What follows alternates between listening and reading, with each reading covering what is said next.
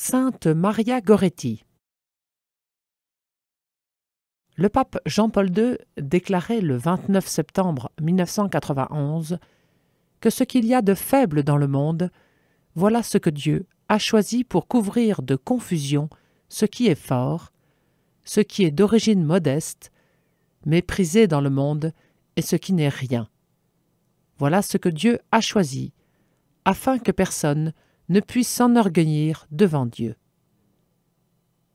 Dieu a choisi, il a glorifié une simple jeune fille de campagne, d'origine pauvre. Il l'a glorifiée avec la puissance de son esprit. Très chers frères et sœurs, regardez Maria Goretti, regardez le ciel qu'elle a atteint par l'observance héroïque des commandements et où elle se trouve dans la gloire des saints. Elle est devenue une joie pour l'Église et une source d'espérance pour nous. Le Saint-Père prononçait ces paroles à la fin de l'année centenaire de la naissance de Sainte Maria Goretti. Celle-ci a vu le jour le 16 octobre 1890 à Corinaldo, province d'Ancône, en Italie, dans une famille pauvre de biens terrestres, mais riche de foi et de vertu. Chaque jour, prière en commun et chapelet. Le dimanche, messe et sainte communion. Maria est la troisième des 7 enfants de Luigi Goretti et Assunta Carlini.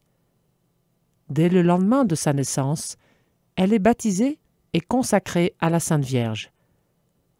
Le sacrement de confirmation lui sera donné à l'âge de 6 ans. Après la naissance de son 4e enfant, Luigi Goretti, trop pauvre pour subsister dans son pays d'origine, émigre avec sa famille vers les vastes plaines, encore malsaines à l'époque, de la campagne romaine. Il se fixe à le Ferrière di Conca, au service du comte Mazzoleni. Là, Maria ne tarde pas à révéler une intelligence et un jugement précoce. Jamais on ne surprend chez elle un caprice, une désobéissance ou un mensonge. C'est vraiment l'ange de la famille. Après 1 an de travail épuisant, Luigi est frappé d'une maladie qui l'emporte en 10 jours. Pour Assunta et ses enfants, un long calvaire commence. Maria pleure souvent la mort de son père et profite de la moindre occasion pour s'agenouiller devant la grille du cimetière.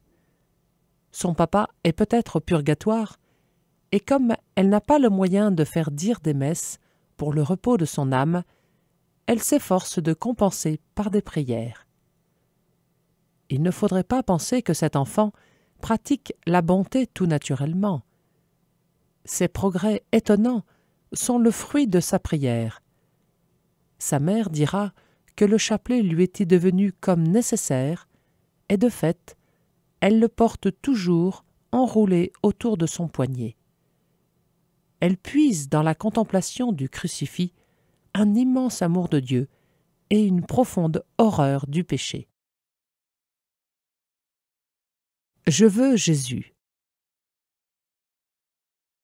Maria soupire après le jour où elle recevra la Sainte Eucharistie. Selon la coutume d'alors, elle doit attendre jusqu'à l'âge de 11 ans. « Maman, demande-t-elle un jour, quand ferai-je ma communion ? Je veux Jésus. » « Comment peux-tu la faire ? Tu ne sais pas ton catéchisme, tu ne sais pas lire. Nous n'avons pas d'argent pour t'acheter la robe, les souliers, le voile, et nous n'avons pas un moment de libre. »« Mais maman, je ne ferai donc jamais ma première communion ? Et moi, je ne veux plus être sans Jésus. »« Mais que veux-tu que je fasse ? Je ne peux pas te voir aller communier comme une petite ignorante. » Finalement, Maria trouve le moyen de se préparer, avec l'aide d'une personne des environs. Tout le village lui vient en aide pour fournir des vêtements de communiante. Elle recevra l'Eucharistie le 29 mai 1902. La réception du pain des anges augmente en Marie l'amour de la pureté, et lui fait prendre la résolution de conserver à tout prix cette angélique vertu. Un jour, après avoir entendu un échange de paroles déshonnêtes entre un garçon et une de ses compagnes, elle dit avec indignation à sa mère « Maman, comme cette fille parle mal !» Fais bien attention à ne jamais prendre part à de telles conversations, lui dit-elle. Je ne peux même pas y penser, maman. Plutôt que de le faire, j'aimerais mieux... Et le mot mourir reste sur ses lèvres. Un mois plus tard, la voix de son sang terminera cette phrase. En se mettant au service du comte Mazzoleni, Luigi Goretti s'est associé avec Jean Serenelli et son fils Alessandro. Les deux familles ont des appartements séparés, mais une cuisine commune. Luigi n'a pas tardé à regretter cette union avec Jean Serenelli, personnage si différent des siens, buveur et sans retenue dans ses paroles. Après la mort de Luigi, Assunta et ses enfants sont tombés sous le joug despotique des Serenelli.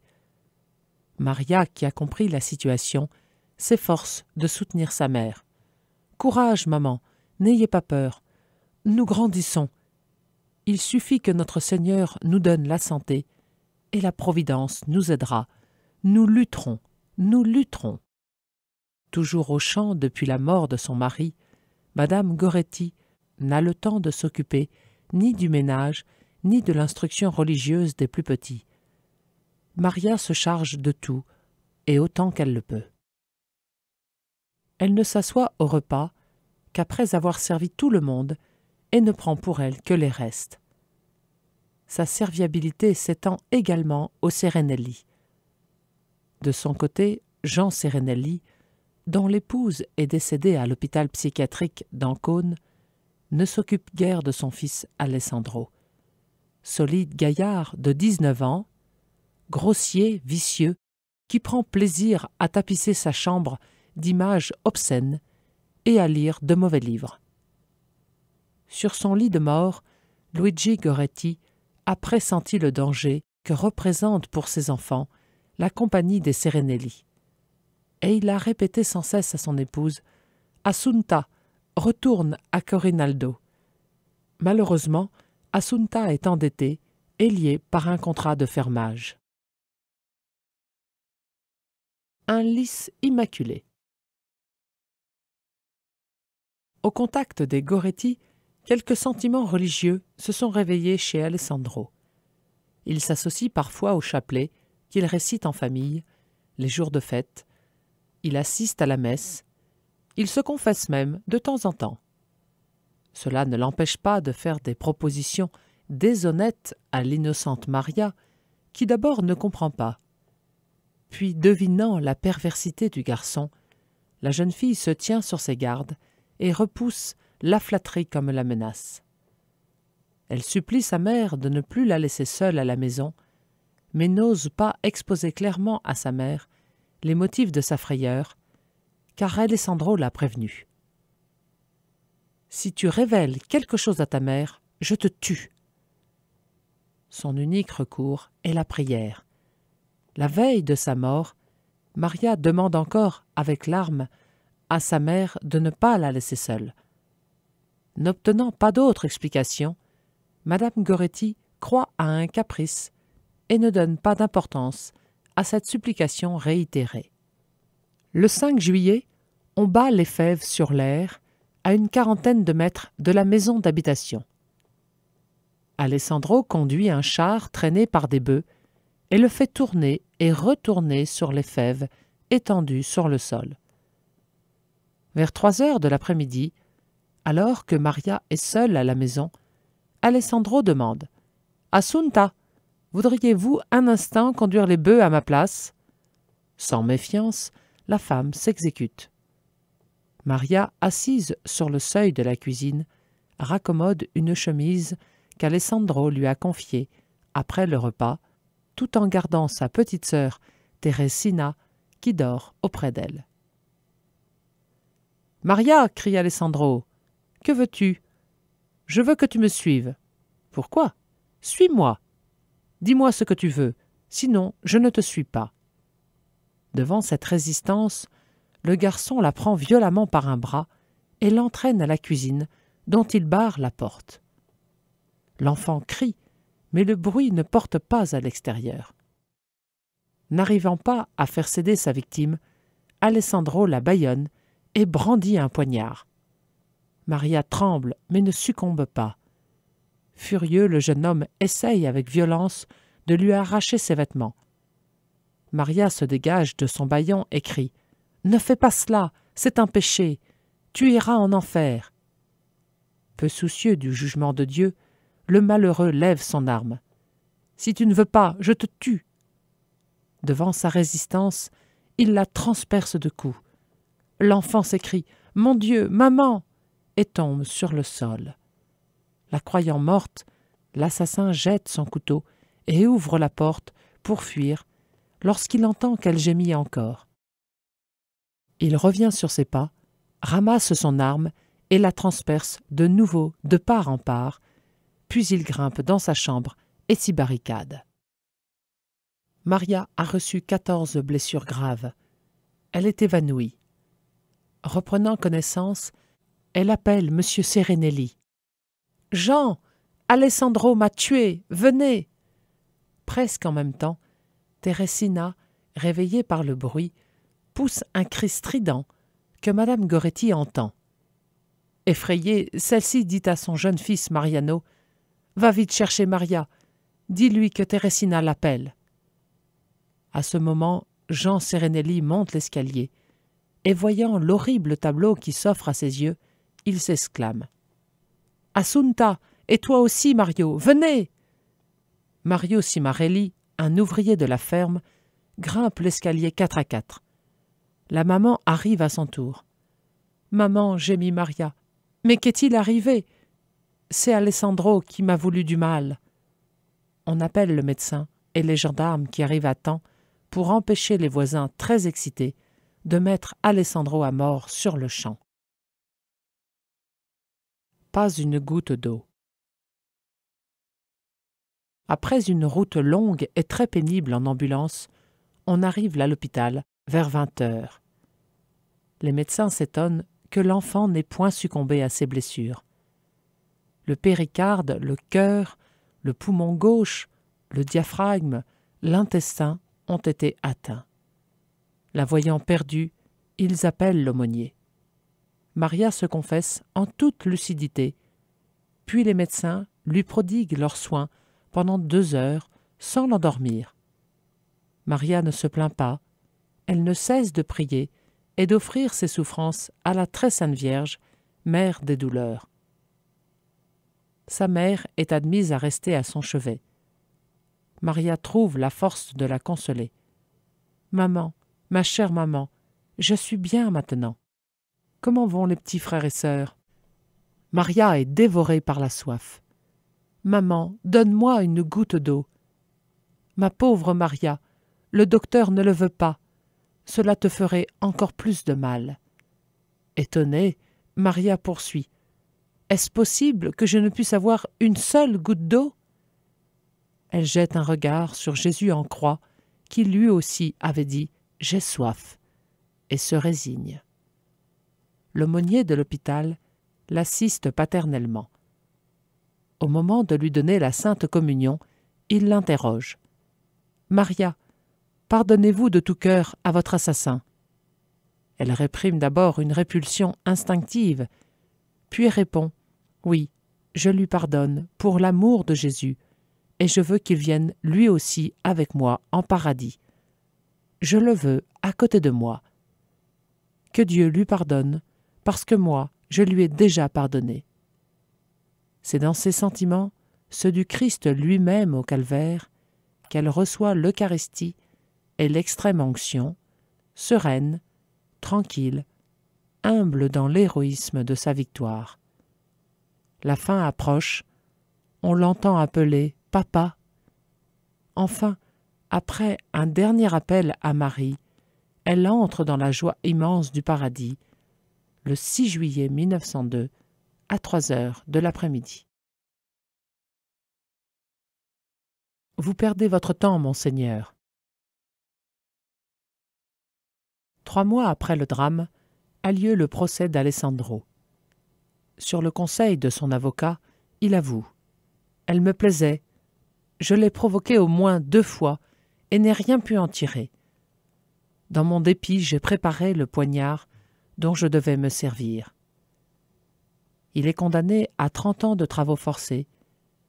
Il affecte de n'avoir aucun regret de son crime. On l'entend parfois crier « Sois gai, Serenelli, encore 29 ans et 6 mois, et tu redeviendras un bourgeois. » Mais Maria ne l'oublie pas. Quelques années après, Monseigneur Blandini, évêque du diocèse où se trouve la prison, a l'inspiration de visiter l'assassin pour l'amener au repentir. « Vous perdez votre temps, monseigneur, » affirme le gardien. « C'est un dur. » Alessandro reçoit l'évêque en grommelant. Mais au souvenir de Maria, de son héroïque pardon, de la bonté et de la miséricorde infinie de Dieu, il se laisse toucher par la grâce. Au départ du prélat, il pleure dans la solitude de son cachot, à la grande stupéfaction de ses gardiens. Une nuit, Maria lui apparaît en songe, vêtue de blanc, dans les jardins fleuris du paradis. Bouleversé, Alessandro écrit à Monseigneur Blandini « Je regrette d'autant plus mon crime, dit-il, que j'ai conscience d'avoir enlevé la vie à une pauvre fille innocente qui, jusqu'au dernier moment, a voulu sauver son honneur, se sacrifiant plutôt que de céder à ma volonté criminelle. Publiquement, je demande pardon à Dieu et à la pauvre famille pour ce grand crime commis. Je veux espérer que moi aussi, j'obtiendrai mon pardon, comme tant d'autres sur cette terre. » Son repentir sincère et sa bonne conduite au pénitencier lui valent d'être libéré 4 ans avant l'expiration de sa peine. Il trouve alors une place de jardinier dans un couvent de capucins et s'y montre exemplaire. Il est admis dans le tiers-ordre de Saint-François. Grâce à ses bonnes dispositions, Alessandro est appelé à témoigner au procès de béatification de Maria. C'est une chose bien délicate et très pénible pour lui. Mais il confesse « Je dois réparer et je dois faire tout ce qui est en mon pouvoir pour sa glorification. Le mal est tout de mon côté. Je me suis laissé aller à la passion brutale. Elle est une sainte. C'est une vraie martyre. Elle est une des premières au paradis, après ce qu'elle a eu à souffrir à cause de moi. » À Noël 1937, il se rend à Corinaldo, où Assunta Goretti s'est retirée avec ses enfants, uniquement pour réparer et demander son pardon à la mère de sa victime. À peine est-il devant elle qu'il demande en pleurant « Assunta, vous me pardonnerez ?» « Maria vous a pardonné. Ne pourrais-je pas pardonner aussi ?» balbutie celle-ci. Le jour de Noël, les habitants de Corinaldo ne sont pas peu surpris et émus de voir s'approcher de la table eucharistique, côte à côte, Alessandro et Assunta. Regardez-la. Le rayonnement de Maria Goretti, canonisée comme martyre par le pape Pie XII le 26 juin 1950, se poursuit de nos jours. Le Saint-Pape Jean-Paul II la donne spécialement en modèle aux jeunes. Notre vocation à la sainteté, dit-il, qui est la vocation de tout baptisé, est encouragée par l'exemple de cette jeune martyre. Regardez-la, surtout vous les adolescents, vous les jeunes. Soyez comme elle, capables de défendre la pureté du cœur et du corps. Efforcez-vous de lutter contre le mal et le péché, en alimentant votre communion avec le Seigneur par la prière, l'exercice quotidien de la mortification et la scrupuleuse observance des commandements. L'entière observation des commandements est un fruit de l'amour. L'amour de Dieu et l'amour du prochain sont inséparables de l'observance des commandements de l'Alliance, rappelait le pape dans son encyclique Veritatis Splendor du 6 août 1993. Voici par quoi nous savons que nous connaissons Dieu, dit saint Jean, si nous gardons ses commandements. Celui qui dit le connaître et ne garde pas ses commandements est un menteur, et la vérité n'est point en lui. L'amour de Dieu, c'est cela, garder ses commandements. Extrait de saint Jean au chapitre 2. Il est toujours possible, avec le secours de la grâce divine, d'observer les commandements. Le Concile de Trente nous rappelle que Dieu ne commande pas de choses impossibles, mais en commandant, il t'invite à faire ce que tu peux et à demander ce que tu ne peux pas, et il t'aide afin que tu puisses. Ces commandements ne sont pas pesants, son joug est doux et son fardeau léger. Extrait de saint Jean et de saint Matthieu. La vertu d'espérance est sans cesse offerte à l'homme. C'est dans la croix de Jésus, dans le don de l'Esprit Saint et dans les sacrements, et spécialement de pénitence et d'Eucharistie, qu'il trouve la force d'être fidèle à son Créateur, même dans les plus grandes difficultés. La réalité et la puissance du secours divin se manifestent d'une manière particulièrement tangible chez les martyrs.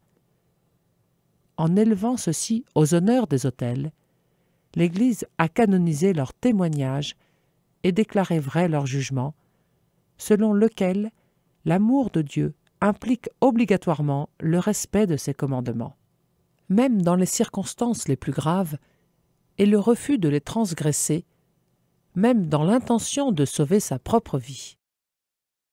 Assurément, peu de personnes sont appelées à subir le martyre du sang. Mais face aux nombreuses difficultés que la fidélité à l'ordre moral peut faire affronter, même dans les circonstances les plus ordinaires, tout chrétien est appelé, avec la grâce de Dieu implorée dans la prière, à un engagement parfois héroïque, soutenu par la vertu de force, par laquelle, ainsi que l'enseigne saint Grégoire le Grand, il peut aller jusqu'à aimer les difficultés de ce monde en vue des récompenses éternelles. Aussi le pape ne craint-il pas de dire aux jeunes « N'ayez pas peur d'aller à contre-courant, de rejeter les idoles du monde. » Et il explique « Par le péché, dit-il, on se détourne de Dieu, notre seul bien, et on choisit de se ranger aux côtés des idoles qui nous conduisent à la mort et à la condamnation éternelle, à l'enfer. » Maria Goretti nous encourage à expérimenter la joie des pauvres qui savent renoncer à tout pourvu qu'ils ne perdent pas l'unique chose nécessaire, l'amitié avec Dieu. Chers jeunes, écoutez la voix du Christ qui vous appelle, vous aussi, sur la route étroite de la sainteté. Sainte Maria Goretti nous rappelle que la route étroite de la sainteté passe par la fidélité à la vertu de chasteté. De nos jours, la chasteté est souvent bafouée et méprisée. Le cardinal Lopez Trujillo écrivait « Pour certains qui se trouvent dans les milieux où l'on offense et où l'on discrédite la chasteté, vivre de façon chaste peut exiger une lutte dure, parfois héroïque. » De toute façon, avec la grâce du Christ qui découle de son amour d'époux pour l'Église, tous peuvent vivre de façon chaste, même s'ils se trouvent dans des conditions peu favorables. Extrait du Conseil pontifical pour la famille du 8 décembre 1995, Vérité et signification de la sexualité humaine. Un long et lent martyre. La garde de la chasteté implique le refus de certaines pensées, paroles et actions pécamineuses, ainsi que la fuite des occasions du péché.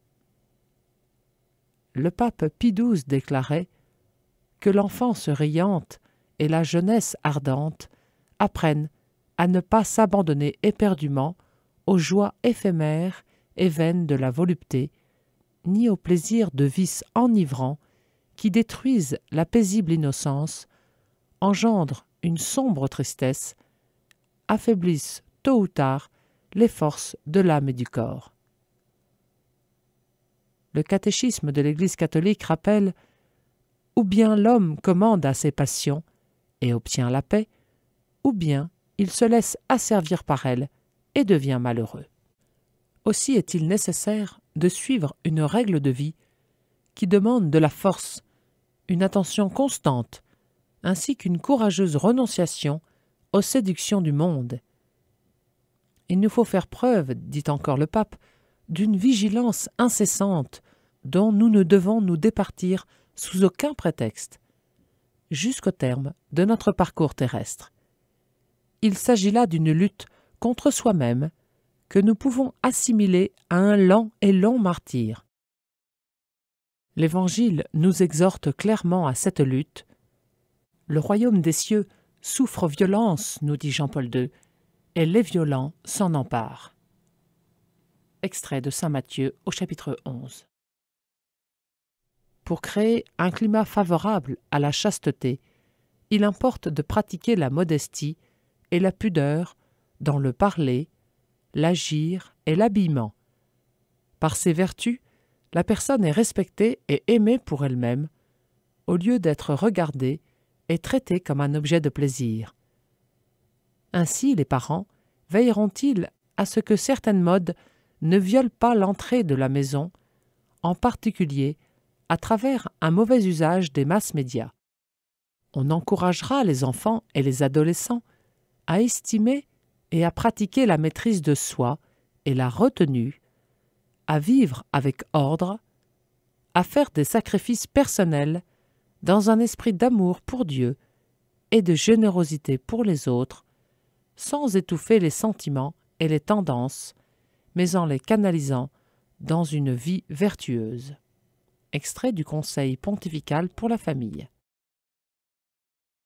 En suivant l'exemple de sainte Maria Goretti, Jean-Paul II déclarait encore « Les jeunes découvriront la valeur de la vérité qui libère l'homme de l'esclavage des réalités matérielles, et ils pourront savourer le goût de la beauté authentique et du bien qui vainc le mal. » Sainte Maria Goretti, obtenez-nous de Dieu, par l'intercession de la Très Sainte Vierge et de Saint Joseph, cette force surnaturelle qui vous a fait préférer la mort au péché, afin que nous suivions vos traces lumineuses avec joie, avec énergie et avec ardeur.